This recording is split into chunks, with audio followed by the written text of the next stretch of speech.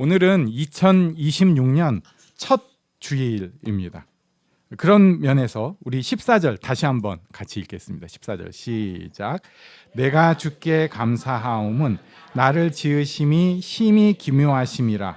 주께서 하시는 일이 기이함을 내 영혼이 잘 아나이다. 아멘. 나를 지으심이 심히 기묘하심이라. 주께서 하시는 일이 기이함을 내 영혼이 잘 아나이다. 이게 좀 말이 어려워가지고 제가 쉬운 성경을 준비했습니다. 우리 한번 여기도 같이 읽겠습니다. 시작. 내가 주를 찬양합니다. 이는 내가 신기하고 놀랍게 만들어졌기 때문입니다. 주께서 하신 일들은 놀랍습니다. 나는 그것을 아주 잘 알고 있습니다. 아멘. 예, 이걸 시로 보기에는 조금 좀 그런데 아무튼 우리는 알아보기는 더 좋은 것 같습니다. 신기하고 놀랍다. 신기하고 놀랍다. 여기 내가 주를 찬양합니다 라고 했는데 여기 감사가 찬양이랑 교차로 쓰이는 단어들이 있어요. 그 중에 하나가 여기 쓴 것입니다. 그러니까 이 시편 저자는 감사합니다 하면서 그 감사의 찬양을 드립니다 하고 있는데 그 이유, 감사하는 이유가 여러 가지가 있을 수 있잖아요. 우리 감사하는 이유가 뭐가 있죠? 딱 질문하면 저는 처음에 예배 시간이니까 함께 예배 드릴 수 있어서 감사합니다. 뭐 이런 거 감사할 수 있죠. 저도 오늘 우리가 첫 예배니까 2025년도 우리를 하나님께서 놀랍게 인도해 주셔서 감사합니다. 뭐 이런 것도 있을 수 있잖아요. 또 옆에 지금 한번 쓱 보시면 괜찮은 사람들이 있어요. 훌륭합니다.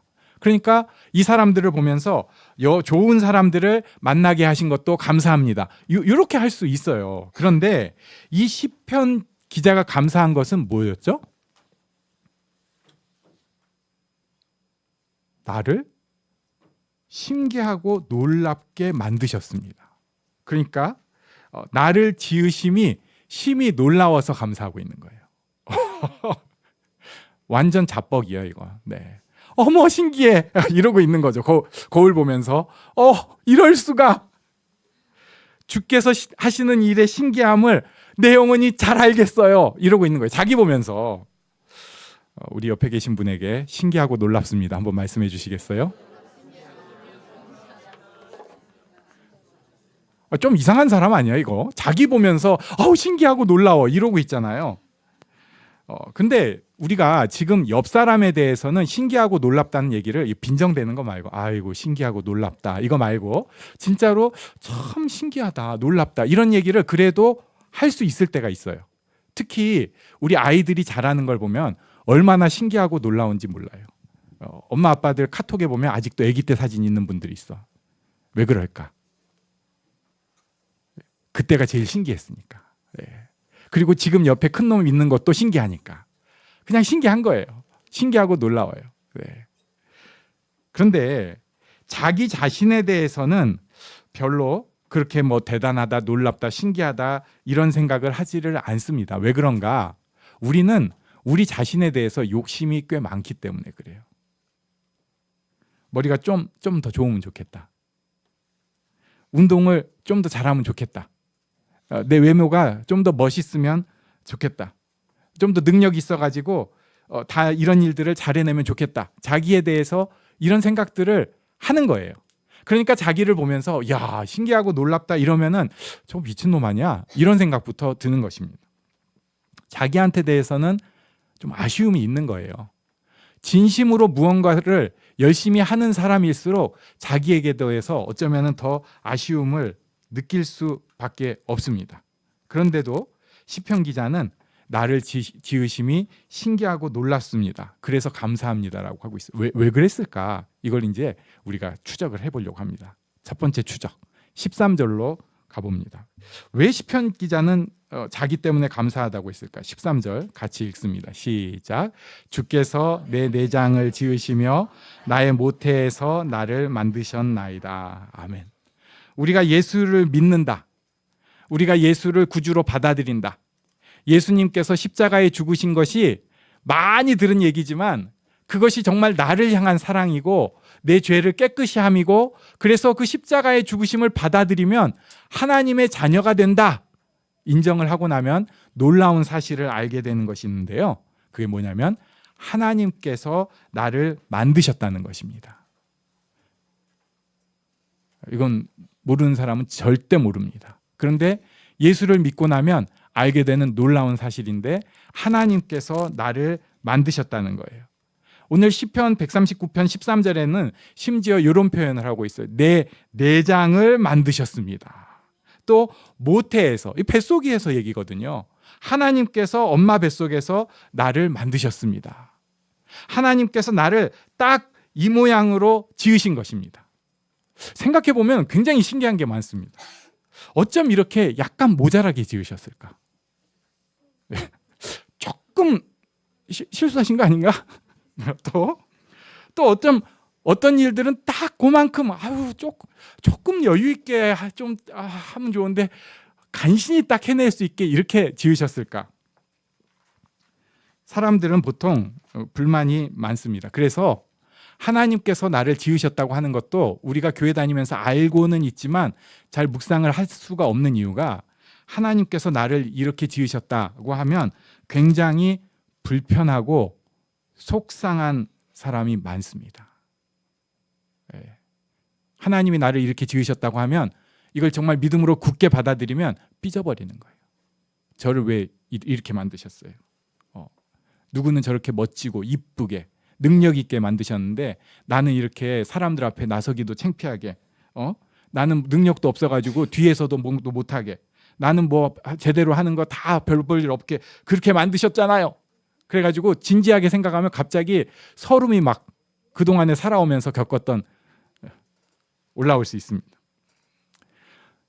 어른이 되면서 힘든 일까지, 사건들까지 계속 닥칩니다. 그러면은 그런 일들에 대해서 너무나 무기력하고 못 해내는, 감당을 못하는 자기를 생각할 때 더 속상해지기 시작해요. 어릴 때는 그냥 다 같이 뭐 좀 공부 못해도 뭐 엄마가 뭐라고 해서 그렇지 괜찮았어요. 괜찮아. 그리고 운동 못하는 애도 있고 잘하는 애도 있고, 그런 거잖아요. 또 어떤 애는 되게 모양 예쁘게 하고 다니는데 나는 좀 뭐 콧물도 좀 묻히고 다니고 그래도 괜찮아. 이렇게 살았는데 나이가 들면서 보니까 괜찮지가 않아요. 자기를 이제 느끼기 시작하는 거예요. 그래가지고 누구한테 말도 못하고 자빠져 누워서 자는데 눈물이 줄줄줄 나가고 베갯잎이 이렇게 막 얼룩얼룩하고 콧물 질질질 흐르고 눈 띵띵 부어가지고 아침에 왜 그랬어? 그럼 라면 먹어서 그래요. 뭐 이러고 다니고 이렇게 되는 거예요. 그런데 이 시편 기자가 그냥 나 만드셨으니까 신기하고 놀랍습니다. 그런 거 아닙니다. 시편 기자도 시편 저자도 우리랑 똑같은 사람이에요. 이 사람이 나를 만드신 것이 신기하고 놀랍습니다. 나를 만드셨습니다. 라고 고백한 그 이유, 그 감사의 이유, 이제 두 번째 추적을 들어갈 건데요. 여기는 조금 깁니다. 오늘 본문 139편 1절부터 6절까지 내용인데 저와 한 절씩 교독을 하십니다. 여호와여, 주께서 나를 살펴보셨으므로 나를 아시나이다.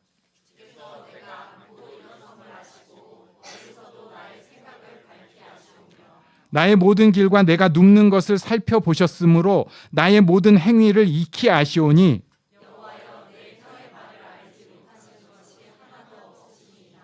주께서 나의 앞뒤를 둘러싸시고 내게 안수하셨나이다. 이 지식이 내게 너무 기이하니 높아서 내가 능히 미치지 못하나이다. 아멘. 이 지식이 너무 신기해서 내가 도저히 모르겠다라고 마지막에 고백을 하는데, 이 지식이 뭐냐면 하나님께서 나를 다 아신다는 거예요.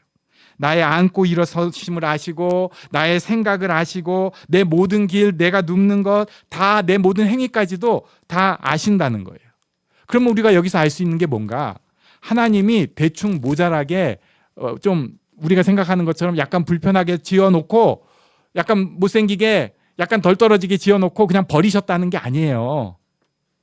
하나님께서 우리가 하나님 바라볼 때, 또 바라보지 않더라도 하나님께서 우리가 모자란 거 다 아시고 오히려 그 모자란 우리들이 하나님 바라보고 하나님 붙잡고 놀라운 일들을 감당하게 하셨다는 겁니다. 이게 굉장히 신기한 일이에요. 올 한 해 우리 어린이들과 우리들이 꼭 놓치지 말아야 될 게 뭘까 새해 첫 설교를 같이 예배드리는데 무슨 얘기를 할까 고민을 하면서 생각해 보니까 제일 중요한 것을 생각을 해야겠더라고요. 하나님이 그냥 우리를 내버려 두신 게 아니고요. 우리 모자란 거 보면서 아이고 고생 좀 해봐라 이게 아니고요. 그 모자란 우리를 인도해 주시고 사용해 주셔서 하나님께서 인생 가운데 놀라운 일들을 다 하게 우리를 만드셨다는 거예요. 네. 그래서 우리 인생에 놀라운 의미를 갖게 해주신다는 것입니다. 그래서 우리 인생 가운데 내가 예수님 닮아가면서 성장할 수 있게 해주신다는 것입니다. 내가 그냥 있는 존재가 아니라 내가 나를 사랑하는 사람들, 내가 나를 필요로 하는 사람들에게 도움이 될 수 있게 만드셨다는 거예요. 우리 옆에 계신 분에게 말씀해 주십시오. 당신은 꼭 필요한 사람이었습니다. 그냥 만들고 버려둔 게 아니라 약하기 때문에 오히려 더 쓰임받을 수 있게 하셨다는 거예요. 약하니까 더 쓰임받아요. 모자라니까 더 쓰임받아요. 잘나서 쓰임받는 게 아니라 모자라기 때문에 인생의 의미를 누리는 것입니다. 그러니까 자기가 잘났다고 하는 사람은 인생 그냥 잘난 척하고 사는데 사실은 속이 허전할 수밖에 없어요. 그러나 조금 못난 거 아는 사람은 오히려 하나님 붙잡고 그 가운데에서 다른 사람들에게 이 땅에 이 공동체에 나를 필요로 하는 사람들에게 유용하고 의미 있고 쓸모 있는 일들을 해낼 수 있다는 거예요. 그래서 점점 속이 꽉 차가기 시작합니다. 처음에는 자기 주제를 아니까 뻥 비기 시작했어요. 그런데 하나님 바라보고 나니까 하나님께서 들어와 계시더니 그 자리에 하나님께서 주시는 세상이 알 수 없는 기쁨과 의미들을 꼭꼭 넣어주셨어요. 저는 우리 모두가 이런 축복을 꼭 누렸으면 합니다. 이것을 에베소서에서 사도 바울은 우리가 잘 아는 말씀으로 설명을 했습니다. 우리 에베소서 2장 10절 같이 읽습니다. 시작. 우리는 그가 만드신 바라 그리스도 예수 안에서 선한 일을 위하여 지으심을 받은 자니 이 일은 하나님이 전에 예비하사 우리로 그 가운데서 행하게 하려 하심이니라. 아멘. 우리를 만드셨어요. 선한 일을 위하여 지으심을 지어주셨다고 고백을 합니다. 하나님께서 만드셨습니다. 하나님께서 인도하셨습니다.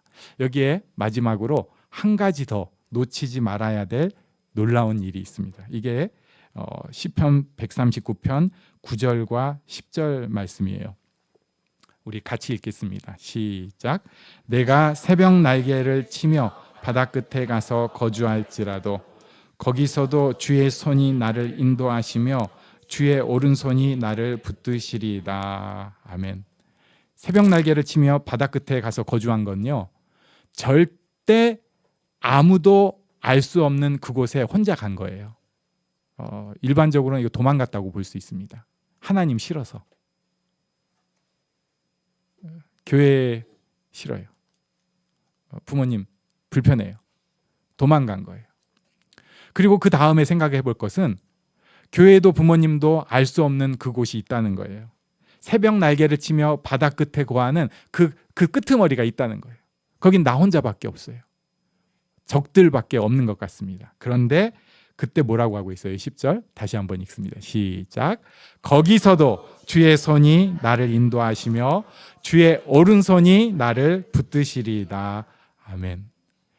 어떨 때는 하나님 벗어서 도망간 것 같지만 하나님은 우리를 버리지 않으십니다. 네.